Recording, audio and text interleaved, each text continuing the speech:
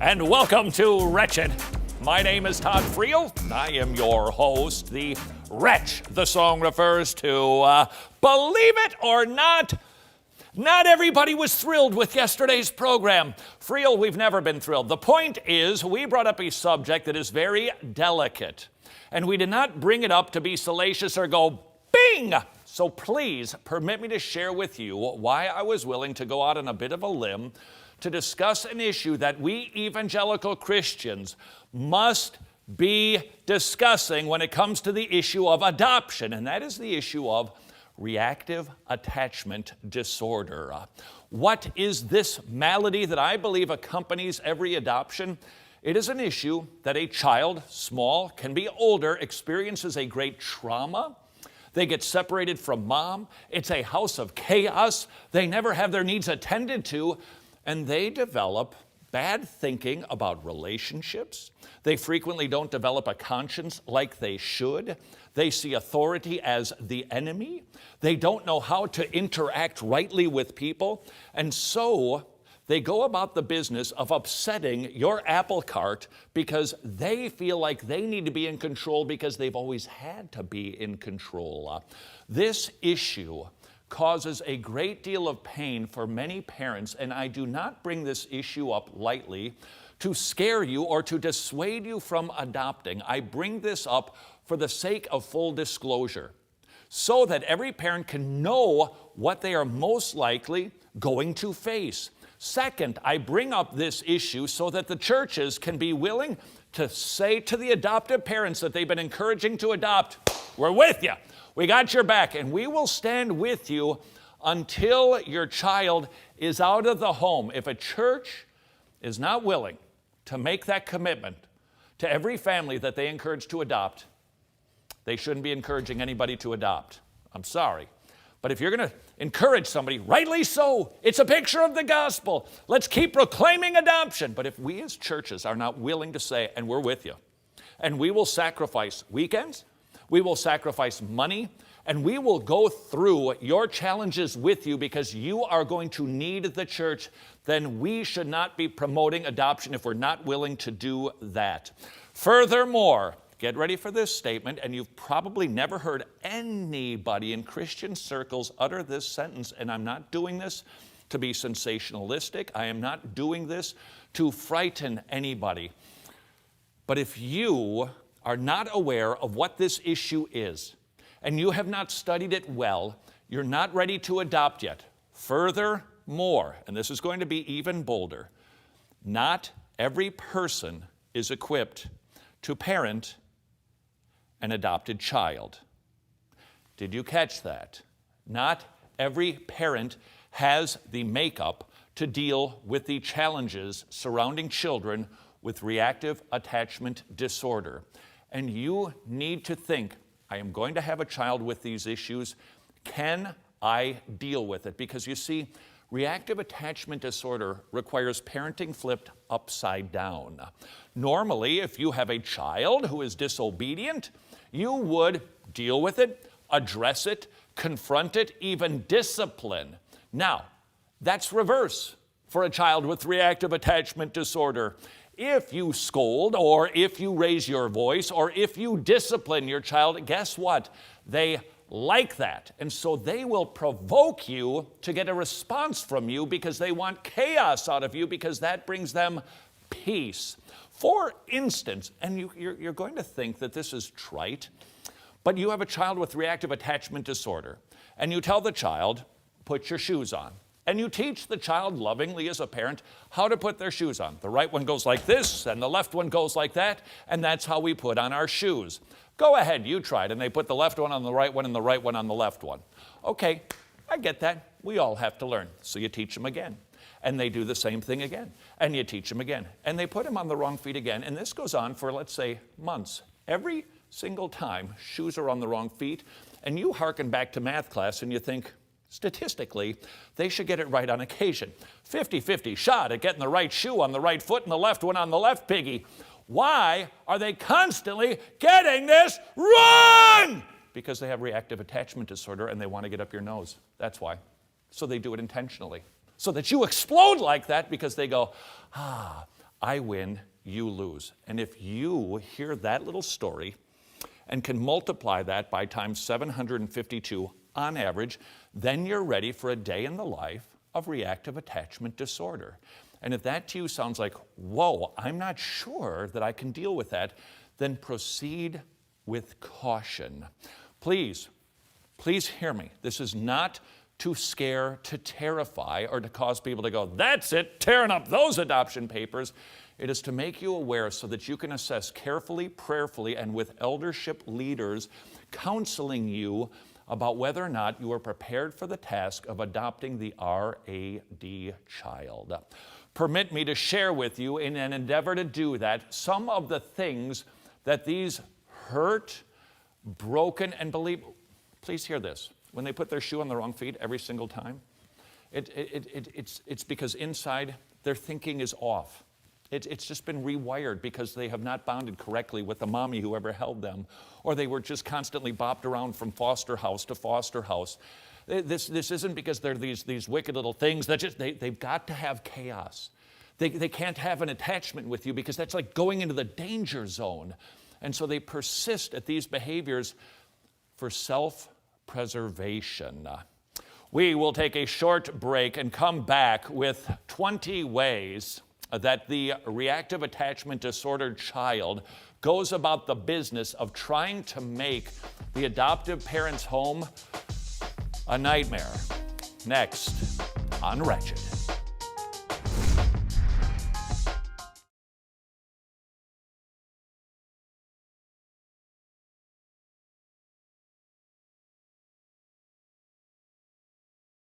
"20 ways the adopted child exhibits reactive attachment disorder." Welcome back to Wretched. Permit me to share with you now 20 different symptoms of the adopted child's battle with something called reactive attachment disorder. Because of the rewiring, the confusion in their brain, they do a lot of things flip-flop. These are 20 of the potential symptoms of every adopted child. Here we go. This is number 20. Superficially engaging and charming. You're going to say that sounds kind of vague. Ask any parent of an adopted child about their child being superficially charming, and they're going to go, oh, yeah. What does that mean? It means that when you hug them, it doesn't feel right. And then they suddenly turn on the charm to get something that they want, and then they turn it off, and on and off it goes. And it never feels, here's the key word, real. Why? Because it's not. It's superficial. Why? Because if they actually affectionately hug, love, submit to, enjoy, that means they're in the vulnerable place again where one of those big people can abandon them. Symptom number 19 of RAD, lack of eye contact on parents' terms. Adrian would like to redo the scene that we did yesterday, right, Adrian? No! Eye contact. The closer you get to somebody, it becomes very intimate.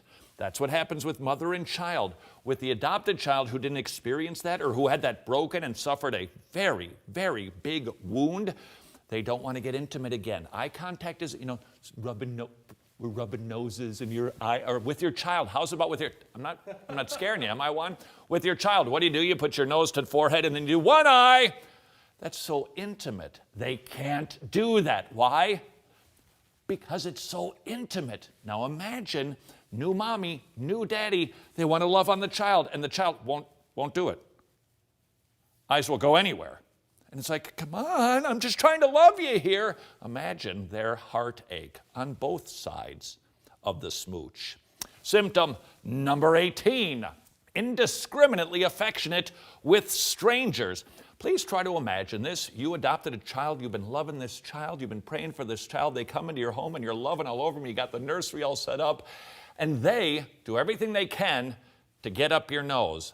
Then, when they see a complete stranger, they're just terrific. Or they'll hug a complete stranger, and they're, wow, what a friendly little child you have. What a delight. And you're going, what? That child is this way with me and that way with him. What's the deal? Can you imagine the adoptive parents' feelings when they see the emotionless child, or a child who is really just throwing daggers at them, suddenly loving on a complete stranger. Now, why do they love a complete stranger? Because a complete stranger is safe. You see somebody at church with the adopted child, and that child is so affectionate and so inquisitive, and they're just so nice and sweet, because you're a stranger. Now, you go into their home and you stay there for a day or 2 or 3, and you're no longer a stranger, and you're going to get the ice too. Why? Because now you are a threat to them. As a stranger, they can be emotionally just kind of pulling your ropes all that they want to, because there's no threat, there's no danger. But if it starts to feel like, uh-oh, this is getting intimate, they won't do it anymore. Symptom number 17, not affectionate on parents' terms. Sure, they'll turn it on for the parents when they want something, but when the parent wants to just be loving or cuddling or tuck them in, they won't get it in return. Symptom number 16, destructive to self, others, and material things. They will hurt themselves, they will cut themselves, they will intentionally fall down stairs, and they will trash somebody's house. They'll break the walls, they'll tear down, make the toys just completely a mess, because they like to wreck stuff, because it feels good to them. Symptom number 15, cruelty to animals. It's not uncommon. Ask somebody with a child with RAD. Go to the internet and read the stories. These are the children who are more inclined to do cruel things to the pets. It is not uncommon for a family to have to get rid of their family dog when the adopted child with RAD enters the home, because this, again, what kind of kids are these? They're rewired kids. They're wounded kids. They're scalded kids. They're scarred kids, and their thinking is really bad. Symptom number 14, lying about the obvious. All right, let's give this one a go, shall we? I know that Adrian would like to ask me the question, what am I wearing? What are you wearing? Hey, Todd, what are you wearing? I'm not wearing a vest. Todd, you have a vest on? No, I do not have a vest on. I can see that you have. Why do you always do this to me? Okay, you get the. Okay, it's like crazy lying. It's obvious, and they will not admit it. Why? That's vulnerability. What is vulnerability? It means submission. It means somebody's in authority, and I'm not going to have that if I'm an RAD kid. Symptom number 13, stealing. They take stuff from stores, from you, the other kids, a lot of times from the pantry. Symptom number 12, no impulse controls. This isn't just a kid kind of being out of control, but hey, what's going on? Okay, well, what, honey, why did you do that? I don't know. Why did you just yell like that? I don't know. And here's the reality. They don't know. You ask them, why did you steal that? Why did you wreck your siblings' toys? I don't know. Why did you stab the cat? I don't know. Is there a reason you burned down the house? I don't know. And you know what they don't know? Because it's very primal, it's very deep, it's very inside of them, and they can't explain it because it's simply the way that their brain has formed. Symptom number 11, lack of conscience. This is very bad, because if you have a child who doesn't ever feel like, well, that's the wrong thing to do, they're going to do it and get into a lot of trouble. And as they get bigger, they do badder things, which can get them in a lot of trouble with the government. Number 10 of the symptoms, abnormal eating patterns. These kids, they're just confused, and they have abnormal eating patterns because eating with a family at a dinner table, that's bonding. That's sweet. So what do? Well, they don't want to eat now, or they need to eat something else. They need a little chaos. They can't have sweet going on. It's got to be just all wonky all over the place. Furthermore, when you feed a child something, what is this? What are you doing? They're reliant on you. So feed a baby with reactive attachment disorder and get ready to catch it in your hands, because they'll throw it up. You say, well, every child spits up. No, they'll throw up 50, 60, 70 times a day as you feed them. Why? It's a control issue. Why? Because they have to be in control. Why? Because somebody big like you burned them before. Are you starting to get a sense of the challenges and the manifestations of the issue called RAD, Reactive Attachment Disorder? If not, I do believe we have 9 more symptoms to go next on Wretched. You won't say it, but we will. If you have children, you're living in a house with little sinners. The great news is that the Bible has tons of information about dealing with sinful people, even those who share your last name. Drive-by parenting with Dr. Ted Tripp will transform the way you parent and change the tone of your home. Drive-by parenting is available at wretched.tv. And remember, with every Wretched purchase, you help us proclaim the amazing gospel. Thank you for helping us do that.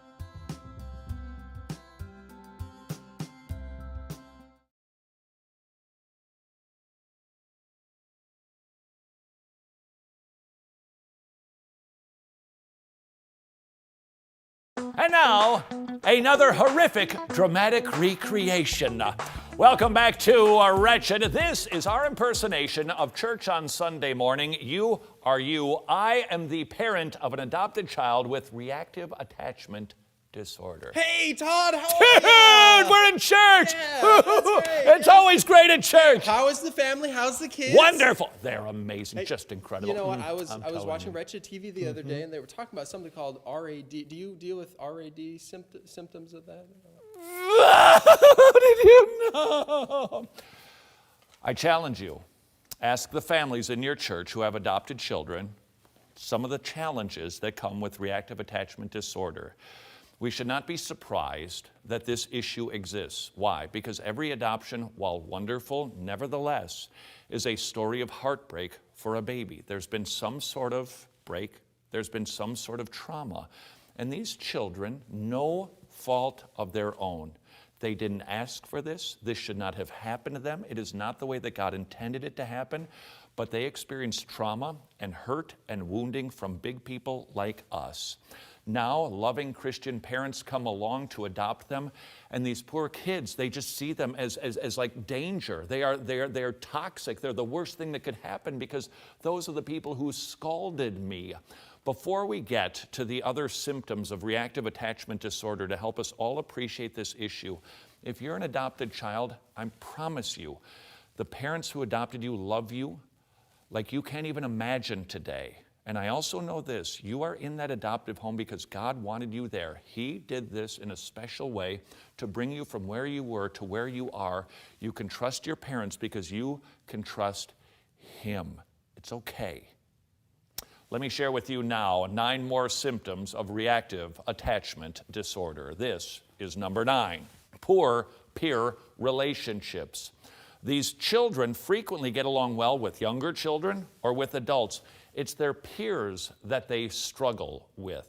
That makes going to school a challenge. Symptom number 8, preoccupation with fire. Now please note, not every child who's been adopted who has RAD exhibits all of these symptoms, but this is one that you hear about regularly. They just like fire. I can't explain it. It is just consistent. Symptom number 7, preoccupation with blood and gore. Violent stuff, the TV shows, the more they watch, the more they like it, and the more that they start to obsess on it. They tend to like this sort of stuff. Symptom number 6, preoccupation with bodily functions. Again, not every child, but I was just reading an internet blog from a brave family who is willing to admit they have adopted children with challenges, and they talked about this issue. She described as the mother how the child never really goes to the bathroom fully, just lets it out in part, and then has a tendency to use it for artwork all over the house. Now, you say, okay, well, just clean it up, get a little ammonia water. 5, 6, 7 times a day? Can you understand the patience and the love that these parents have to have in order to parent a child like that? Symptom of RAD number 5, persistent nonsense questions and chatter. This is going to sound somewhat counterintuitive, but frequently these wounded children, while they don't want your intimate attachment, they still want your attention. And so it is not uncommon, ask somebody perhaps in your church if they experience this, where it's just question asking about everything, nonstop, and over again, the same questions. You say, well, just have some patience, would you? That's great.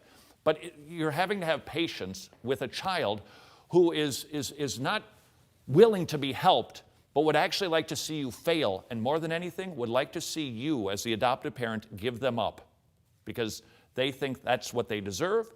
They also think that that would be the best thing for them, because the less that they have to deal with your danger, the happier they are. Now, you wipe that up with ammonia water 7 times today.